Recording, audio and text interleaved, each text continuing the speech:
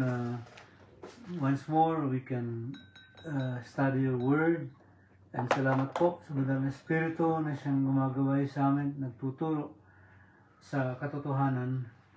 And we give you thanks, so Father God Almighty, that people who are also watching, oh Father God Almighty Lord, will benefit from today's message. Give you thanks, Father, in Jesus' name. Amen. Amen. Amen. Amen. So, ngayong gabi, Ano topic natin yan? tungkol sa affliction. Ha? Affliction. Affliction. Dahil ito ang laging inano ng mga tao, ang daming mga nangyayari na mga sakit, mga isa yung nawala ng mahal sa buhay, mga nawala ng trabaho, maraming mga affliction Ano gusto mo? sa buhay-buhay natin. Kaya ang message natin, isang verse lang naman, 2 Corinthians 1:4. 1:4. 2 Corinthians 1:4. Sino po ang gustong bumasa niyan? Maganda na malaman natin. Ano ba ang sinasabi ng Panginoon sa atin tungkol sa affliction? No? Kasi ang daming tao na nandoon sa 2 posisyon na yun. Corinthians 1:4. 1:4, oo. 4. Okay. Who comforts us in all our affliction, so that we may be able to comfort those who are in any affliction with the comfort with which we ourselves are comforted by God. Amen. So, salamat sa Panginoon. So, ano daw? Who Who comforts us in all our affliction. So, merong alalahanin natin nung sinulat ito ni Apostol Pablo, he was not coming from a place of comfort, but actually he was coming from suffering, no? Kaya yun ang intindihan. Ang daming Suffering niya. Yeah. suffering ni Apostol Pablo Yeah. na dinanas sa kanyang ministry, no? So sabi diyan, unang-una, isang verse na 'to pag-aaralan natin para lahat tayo maintindihan natin. Sabi doon, who comforts us? Who comforts us in all affliction? So, anong tinuturo diyan sa who comforts us in all Kasi affliction? na-experience ni Paul yan eh. Oo. So, ipinapasa niya lang sa atin. Yes, oo. Okay. So, tapusin na muna natin ang mga lesson natin para hindi tayo maano. So, nung sinabi ni Paul na who comforts us in all tribulation, kasi ang una niyang sinabi, blessed be the Father of mercies and God of all comfort, who comforts us. Kaya number one na maintindihan natin, the source of comfort. Kanino nagmumula? The source of all comfort. Kanino ba nagmula? Sa Ama. Sabi dito the Father of mercies and the God of all comfort. So tinawag ang Diyos Ama bilang Ama ng awa, Father of mercies, and God, Diyos ng lahat ng comfort, no? So, yung comfort dito, yung alam natin itong word na ito parakleo. Kung saan natin kinuha yung paraclete, no? Yung parang called alongside, kasama mo, katabi mo. Paraclete. Yeah. Oo, para tayo encourage to strengthen Yeah, us. paramedic, same thing. So, sabi dyan, hindi sinabi na God removes all conflict or affliction. Hindi sinabi God removes all trouble. He says, anong sabi niya? Who comforts us in all affliction. No? So, ang Panginoon, sabi dyan, He is ever present. Lagi siyang nandito, di ba? Omnipresent. Oo. Parang sabihin nyo, yung emphasis dun sa who comforts us. Pag sinabing who, hindi what comforts us. Pag who, sino? Si Kristo. Di ba? Sino? Ang Diyos. No? Hindi what. Yeah. Kasi may mga bagay na akala natin, kaya nga may tinatawag na comfort food eh. Ano yung sabihin ng comfort food? Comfort room. Pagka yung medyo Hintay ka na eh. nalulungkot ka, yung comfort food mo, nagbibigay siya ng comfort. Katulad pag may sakit ka, anong nagbibigay na comfort food? Usually, sopas, soup, lugaw. Chicken soup. Pero sabi dito, who comforts us, not what comforts us, kasi it is not money, it is not success, It is not reputation, but God Himself. So, huwag tayong humanap ng comfort sa kung ano pa man, kundi hanapin natin ng comfort kanino? Sa Panginoong Diyos. Sabi, because the comfort is relational. Meron tayong relasyon sa Diyos eh. Di ba? Ama natin siya. Hindi lang ito simpleng emotional. Na naalala ko pagka, di ba, dito sa Amerika, very expressive ang mga Amerikano eh, di ba? In so many ways, pag may sinabi sa kanya na nangyari sa'yo, kaagad, ano ka sa likod, hagulin ka sa likod, o kaya aakapin ka, gano'n. Very emotional, no? Pero ang Panginoon, it's not so much about emotional comfort, no? Kundi relational tayo sa Kanya. So, ang dapat nating anong mai-apply natin dito, that when affliction comes, kung ano man yan, kaya sakit, kaya anumang problema, kaya anumang trouble, ang first response natin dapat hindi to escape, kasi madalas yan ang first recourse ng mga tao, takbuhan yung problema o takbuhan yung mga nangyayari. In other words, seek the comforter. Sino ba ang comforter? Ang Diyos mismo. And then He even gave us the Holy Spirit as another, sabi, another comforter. No, hindi lang tayo basta-basta nabibigyan ng comfort, kundi andyan talaga ang Diyos bilang ating Ama. Father of mercies eh. Father. Ano ba ang Father? May relasyon ka doon with Father. So, ano nga yung una nating nalakay is yung the source of comfort. Pangalawa naman sabi dito, who comforts us in all affliction. So ano yung pangalawa? The scope of affliction. Scope, ibig sabihin, lawak. Hanggang saan ka pwede i-comfort ng Diyos? Ang sabi doon, in all our affliction. Hindi some of our affliction. Hindi most of our affliction. Ang sabi doon, in all. Pag sinabi bang all, lahat. So, yun ang lawak ng comfort ng Diyos. Lahat ng kailangan mo ng comfort, kayang ibigay ng Panginoon, kayang hawakan ng Diyos. Paul does not limit God's comfort sa mga types of suffering. Kunyari, persecution lang ba ang kayang i-comfort ng Panginoon? Sakit lang ba ang kaya niyang i-comfort? Betrayal lang ba? Pressure or loss? Lahat ng yung comfort ng Lord, kayang abutin lahat eh. Kung halimbawa tayo rito, meron tayong 10 klase ng affliction, ano sa tingin mo, lahat ba yung kayang abutin ng Panginoon? Of course! Kaya sabi dito, in all our affliction, no? Hindi yung pwede mo sabihin, okay yan, kaya ng Panginoon yan, pero yung sa akin, hindi. Ang ibig sabihin ng affliction dito, yung literally, ibig sabihin pressure. Di ba? Kaya minsan, masasabi na parang may nakadagan sa dibdib ko. Di ba? Parang may nakadagan. Yung nakadagan na yon, ang ibig sabihin nun, affliction. No? You are pressed on every side, parang lahat. So, si Paul, pagdating sa affliction, alam niya eh. He Diba? suffered so much. Meron siyang persecution. He suffered Ano pa? everything. Imprisonment. Prison epistles, di ba? Oo, rejection. Ano pa? Even physical suffering. Meron siyang binugbog siya. Binato. He was left for dead. Ang dami. Yet, he testifies that in all of these afflictions, God sustained him. Hindi siya pinabayaan ng Panginoon kahit minsan. It doesn't mean na dahil may ama tayo na Diyos, meron tayong tagapagligtas na Panginoon, si Jesucristo, at meron tayong banal na Espiritu, ibig sabihin nun, absent na ang pain sa buhay natin. In fact, minsan nga, parang feeling mo, dumami pa yung mga pain kasi ngayon, may mga nagpe-persecute na sa'yo.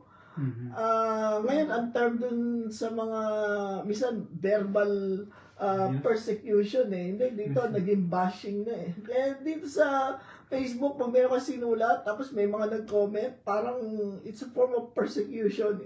But not to the extent of what Paul suffered, no, as one persecuted. Actually, makikita natin, because of the grace of the Lord, yung presence niya, mas lalong lumalaki. Yung presence ng pain, mas lalong lumalaki.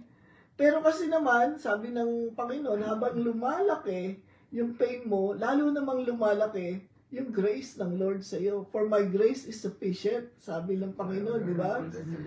When you feel at your weakest, that's when the strength of God is made perfect. So kaya it does not mean the absence of pain. It means that there is grace in the presence of pain. Kaya ang comfort ng Lord actually is not selective. Pwede tayong maging selective sa gusto nating tugunin na problema eh. Diba?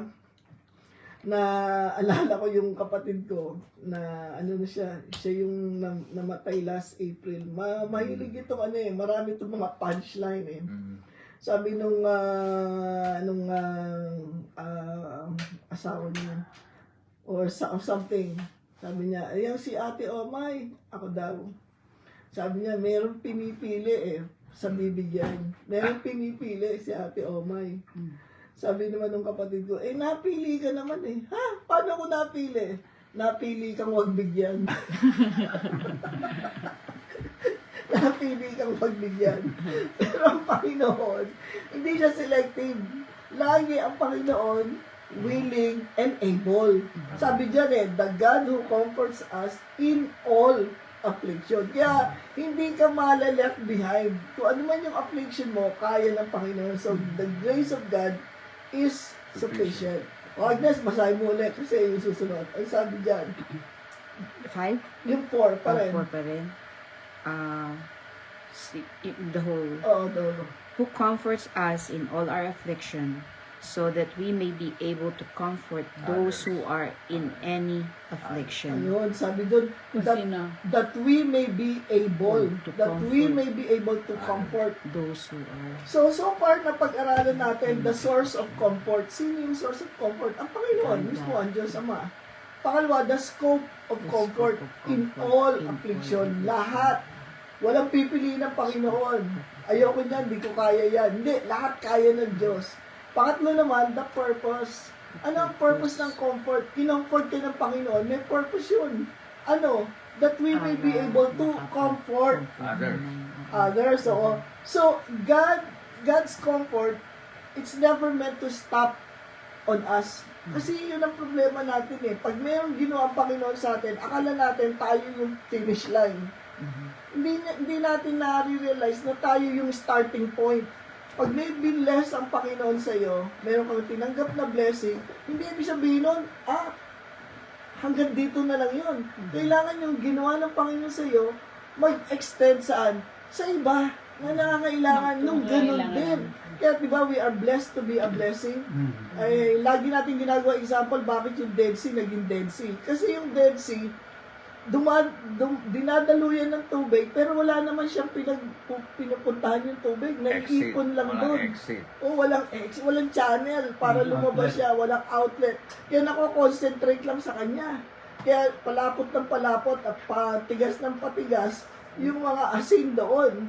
So, yun ang dapat natin maintindihan eh. It's never meant to stop on us. It is meant to flow through us. Ano yung sabihin ng flow through us? Dapat umagos. Daluyan. Maging daluyan ka na hindi natapos sa yun.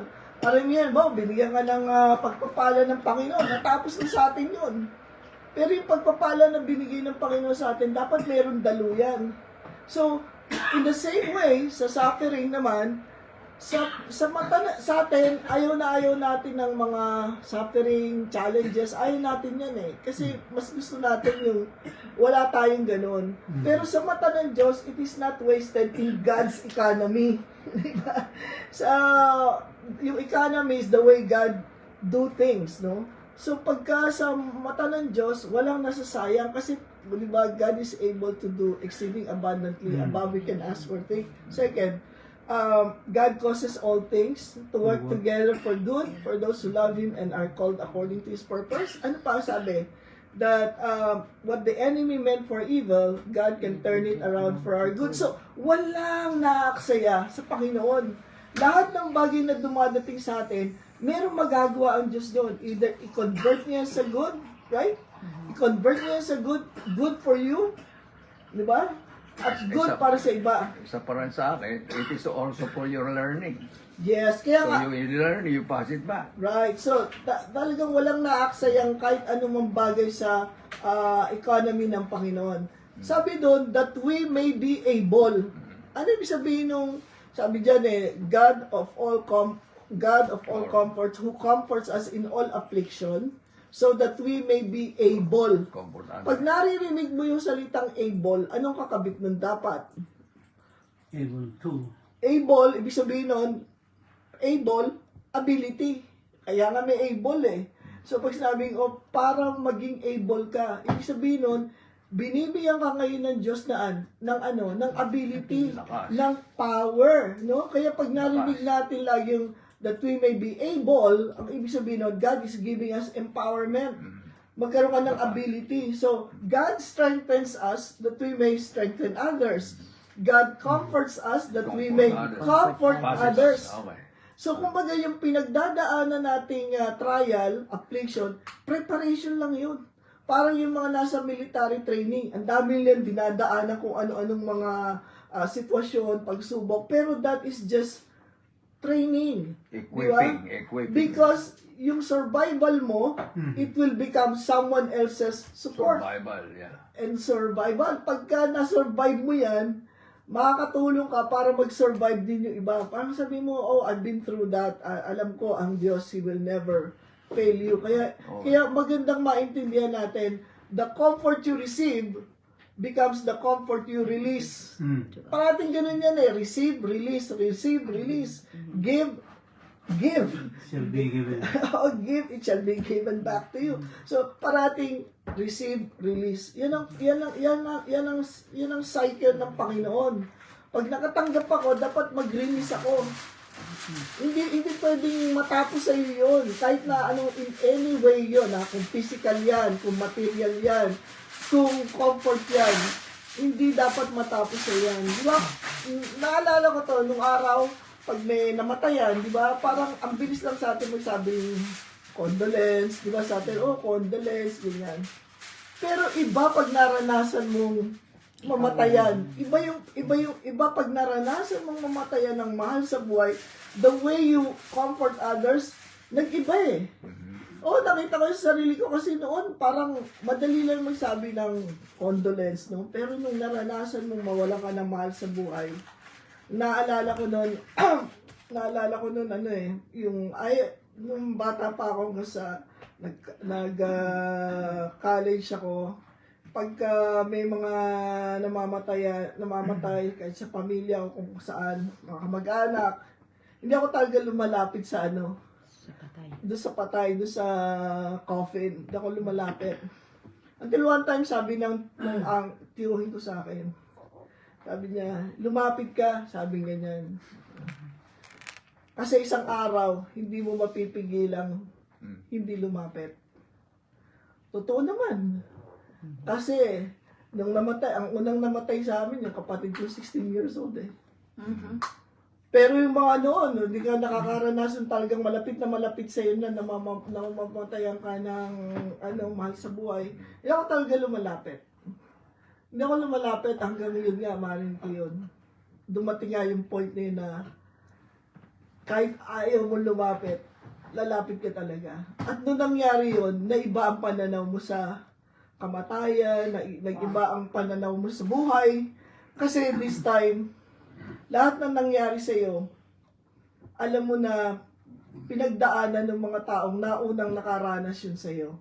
So, again, the comfort you receive becomes the comfort you release.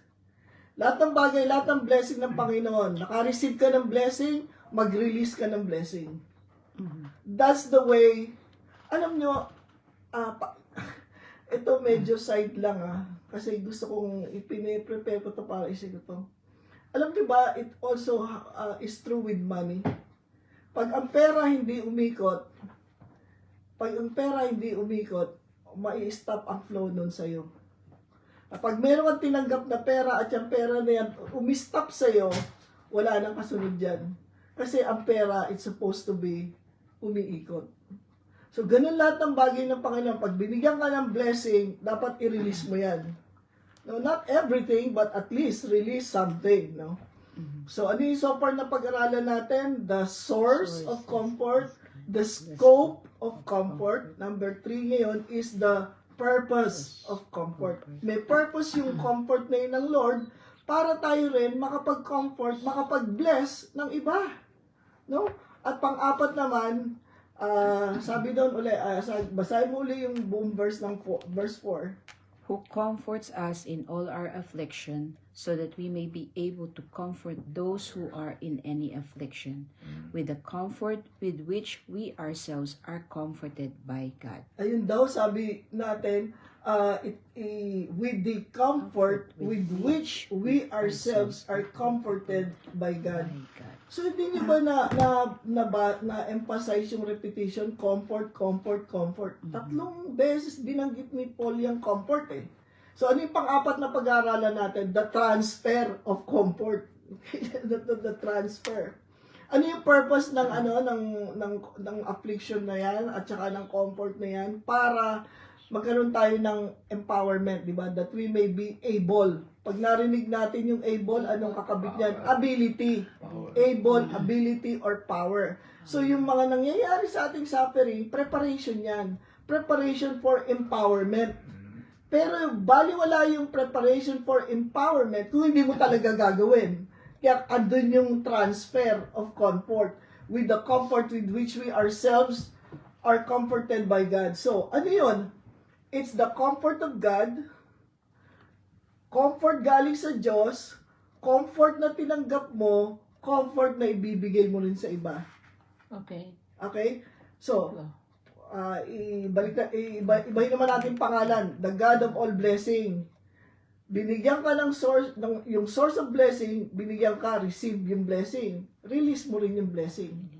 Diba? Blessing from the Lord, tinanggap mo, i-release mo rin sa iba. Lahat ng bagay na galing sa Panginoon na tinanggap natin, kailangan i-release mo yon, i-share mo yun. Kaya 3 beses binanggit eh. Comfort, God of comfort.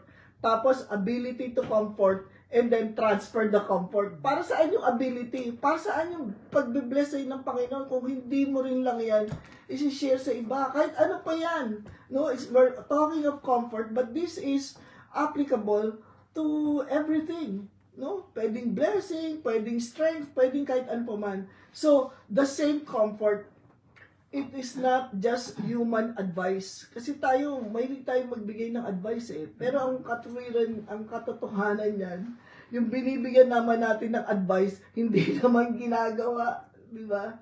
We give, sabi nga, timba-timba kung magbigay ng payo. Pero yun naman mga taong binibigyan mo, hindi naman tinatanggap. So, it is not just about advice, yung comfort natin, it's not about advice, it's not cliche. Yung pag sinabi natin cliche, parang bukang bibig na lang yan, parang ganyan lang, parang kasabihan, kawikaan, kung ano man yan. Kaya nga, condolence, parang cliche lang sa atin yan. And it's not shallow sympathy. Kahit na anong binibigay natin, it must come from God kasi He is the very comfort ng buhay natin, ang Diyos mismo. So, lahat ng binibigay ng Panginoon sa atin, when you have endured hardship, no, with God, iba ang magiging dating mo sa ibang tao. Halimbawa, di ba, lagi na sinasabi, kung saan ka nasaktan, doon ka magagamit ng Panginoon para sa iba naman na makakaranas ng same problem na yun. Halimbawa, marital problem. Pag ikaw nagkaroon ka ng problema sa marital situation mo, maaari ka ngayon magbigay ng payo sa iba. Pero kung di mo naman naranasan yan, yun, di ba? Magre-rely ka lang dun sa sabi-sabi. So, alam niyo ba, ang ministry talaga, lalo na yung nangyari, ito, binibigay ni Paul yung sarili ng example. Pag sinabi natin authentic ministry, it should flow from experienced grace. Halimbawa, yung napagdaanan mo, yung grace ng Lord na naranasan mo, mas madali mong ma-share sa iba kaysa yung hindi mo naman naranasan kaysa yung hindi mo naman napagtagumpayan. Pero kung na-encounter mo yun, katulad ni Paul, bakit siya magsasabi na the God of all comfort in all affliction? All affliction, kasi halos lahat ng affliction dinanas niya Oo. So, meron ba siyang karapatan mag-share about affliction? Pero kung wala ka namang experience, tapos magaling ka magsalita, ibang klase rin yun, di ba? So, we do not, tayo bilang mga anak ng Diyos, bilang mga tinawag ng Panginoon, we do not offer theory. What do we offer? What do we give to people? Our own testimony. No, it's not just theory, it's testimony. Kaya nga, we overcome the enemy by the power of our testimony. Na napagtagumpayan mo yon, ngayon, meron kang ability, meron kang kapangyarihan to bring that same, to transfer that same comfort to other people. No? Yun ang mahalaga sa atin kasi kaya nga minsan nakakalungkot pagka yung sabihin natin, meron ba kayong gustong i-share ng testimony? Pero parang wala tayong ma-share. Of course, hindi naman tayo nagsasabi na kailangan ng testimony natin laging yung parang dramatic, yung parang kailangan out of this world na testimony. But then, it's just about the goodness of the Lord. Yung ano man yung pinagdaanan natin at ngayon ay binigyan tayo ng tagumpay ng Panginoon, it's something that we can offer to other people. No, hindi naman ibig sabihin na hindi ka pwedeng magbigay ng comfort sa ibang tao kasi wala kang na-experience yung dramatic. Katulad na lang pag ganito sa ministry ko minsan bawa nalaman ko, itong si brother, na-overcome nito yung kunyari addiction. Parang gusto agad natin siyang isalang magbigay ng patotoo kasi ang tingin natin, ang laki ng patotoo niya tungkol sa addiction.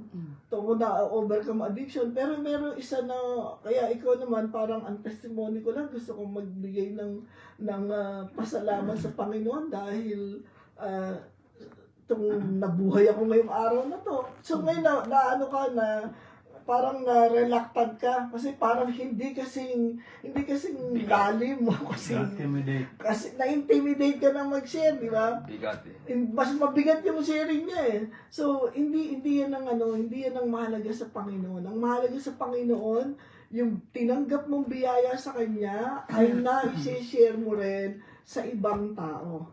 Kaya dito sa mga pinag-aralan natin, so far, ano yung nag-stand out sa iyo na pag-aralan natin? The source of comfort, the scope of comfort. Number 3, the purpose of comfort, and the transfer of comfort. Apat yun. Source, scope, purpose, transfer.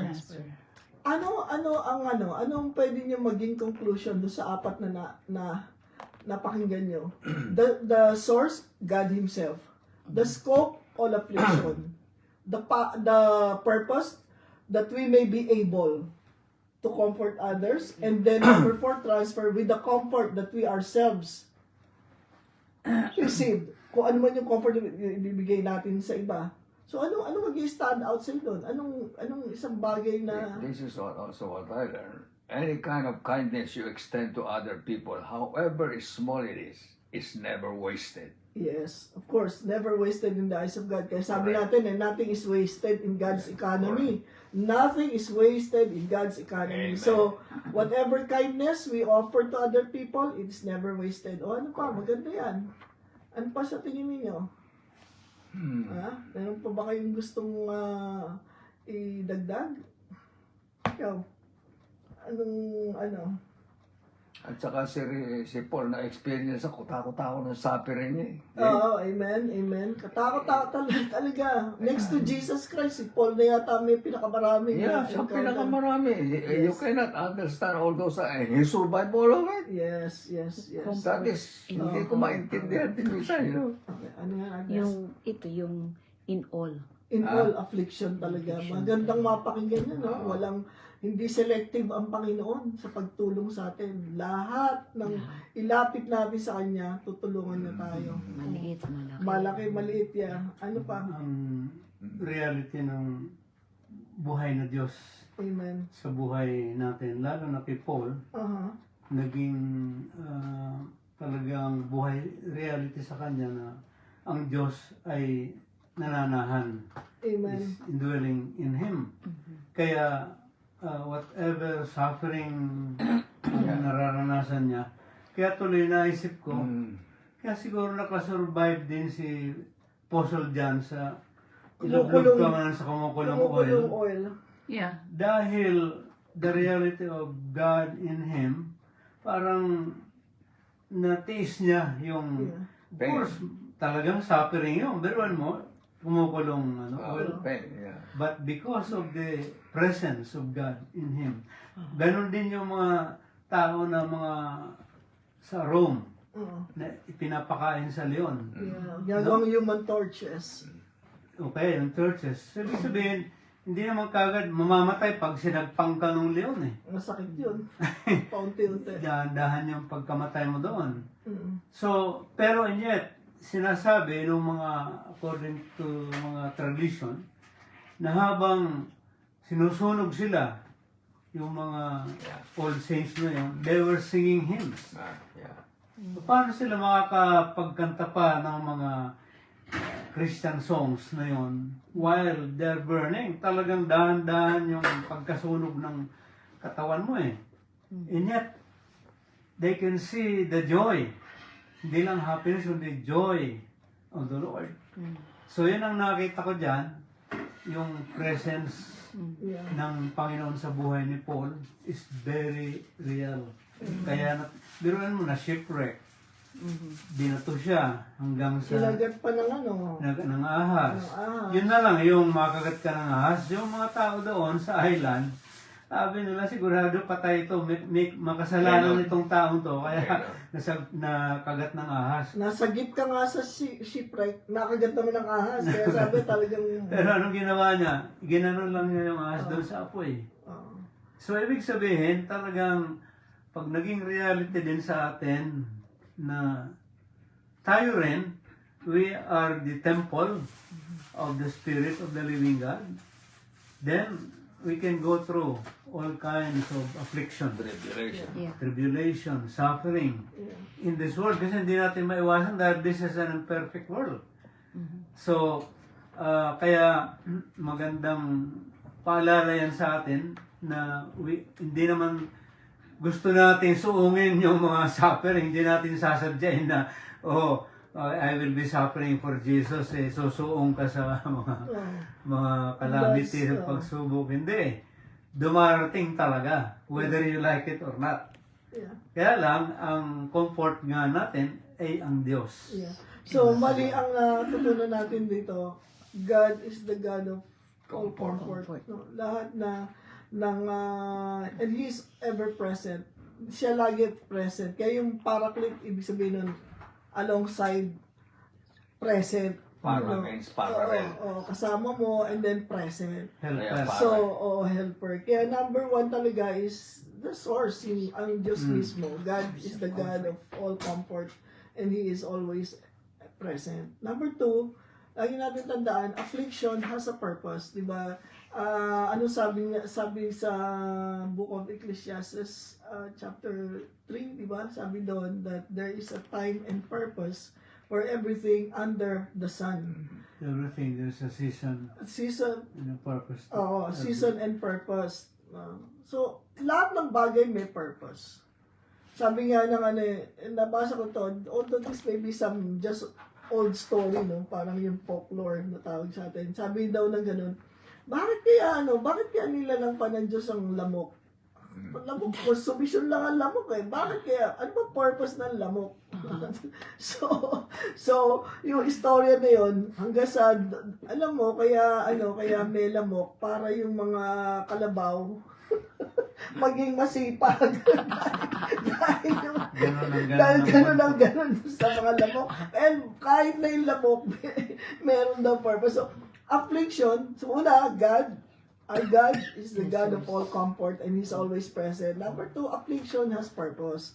And number 3, Christianity is not individualistic. Di ba na po na, kinomfort ka ng Lord, i-share mo sa iba, yun naman na-comfort mo, anong gagawin niya? I-comfort din niya iba.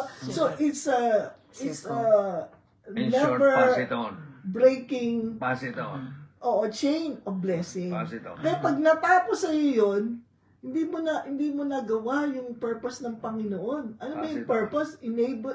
God enabled you to be a blessing to another person. Kung natapos sa iyo yun, alam mo, binigyan ka ng Lord ng increase, hindi ka naman nag-bless sa ibang tao, natapos sa iyo yun.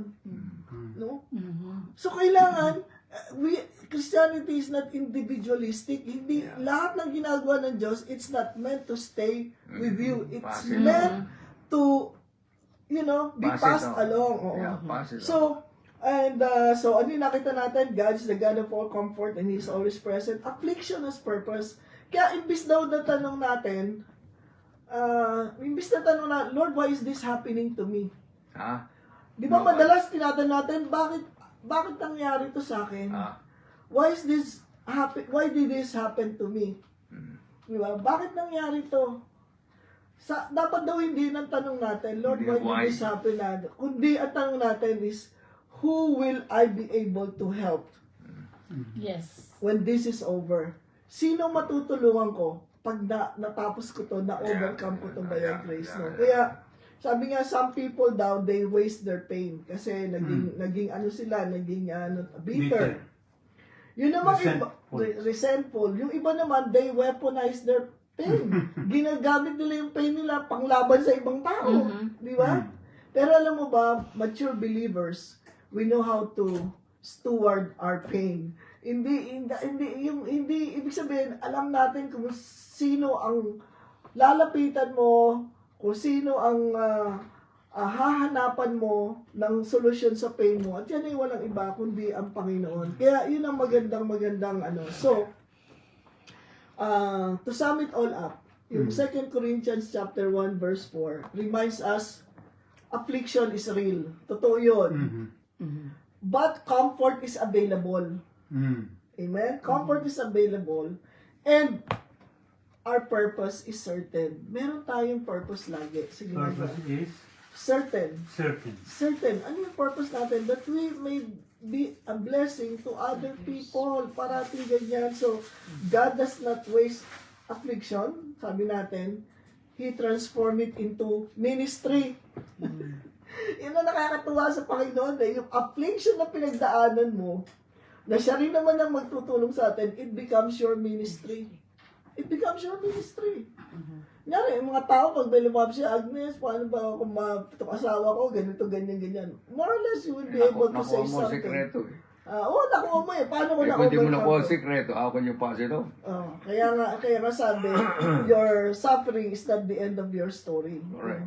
It's the beginning of someone else's healing. Yung laging isipin mo, my suffering is not the end of my story. It's the beginning of someone else's healing. Yun lamang ang panimula ng kagalingan ng ibang tao. Kung hindi mo pinagdaanan yan, Mahirap.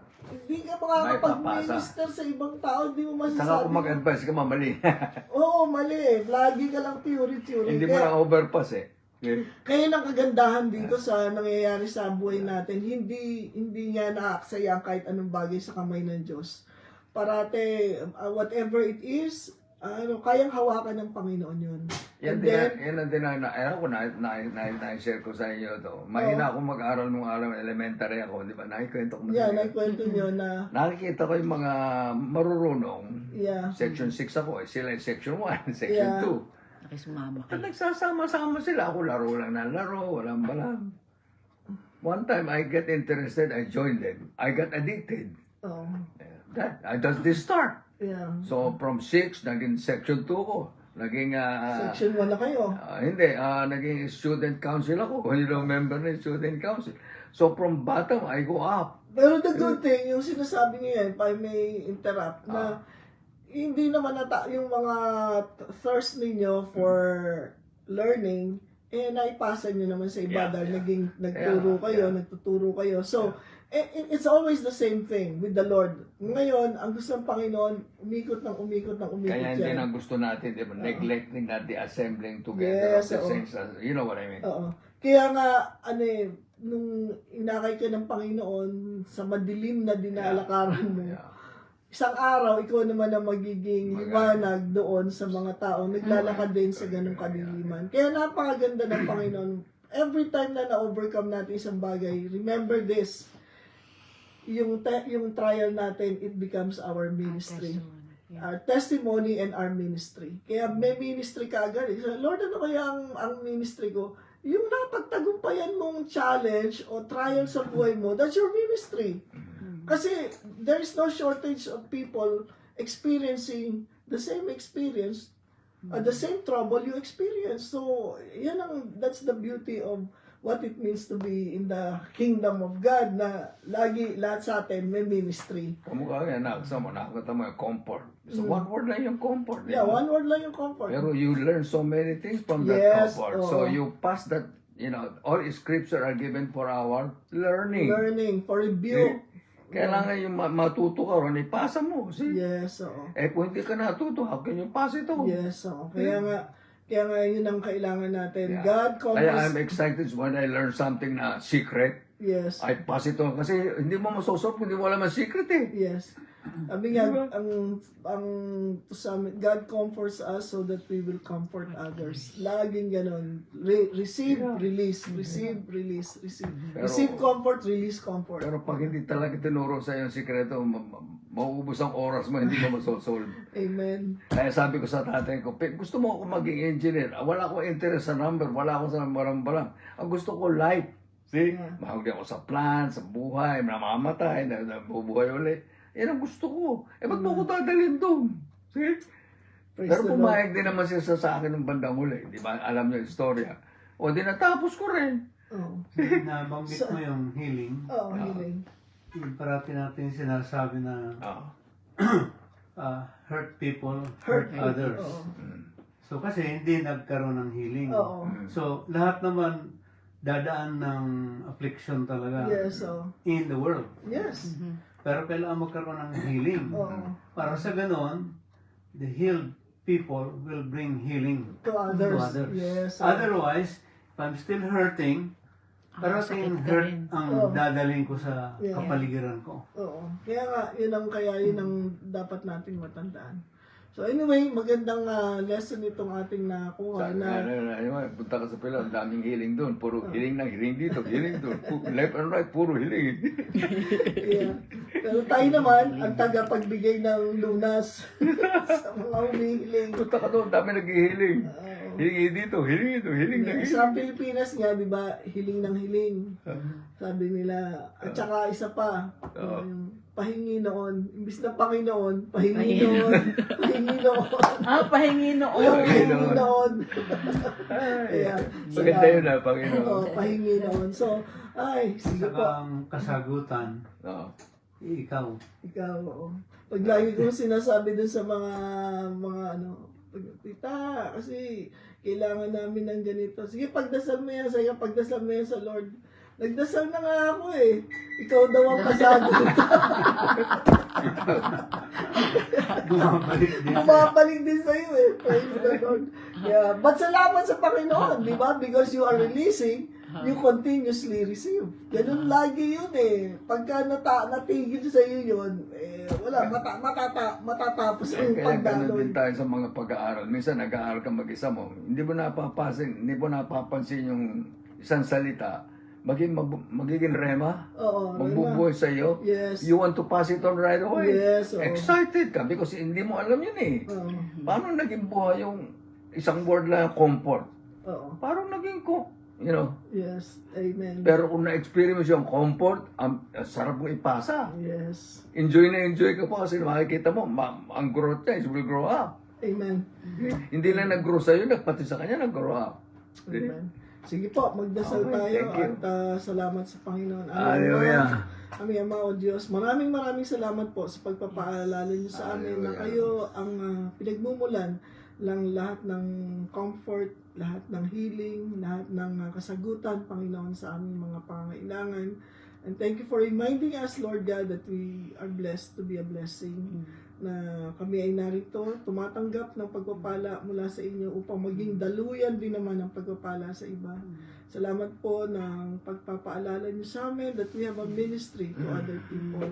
Lord, we just thank you and bless you tonight. I pray for everyone listening, Lord, na magkaroon sila ng Lord, katatagan ng kalooban na ano man ang pinagdadaanan nilang pagsubok, that is not the final authority in their life, kung hindi kayo ang final authority at ang inyong salita at mga pangako. Kaya sa inyo po namin binibigay lahat ng papuri at pasasalamat sa pangalan ni Jesus. Everyone say Amen. Amen. Thank you. Thank you, Lord. God is good all the time. Amen. All the At time. itong mga fellowship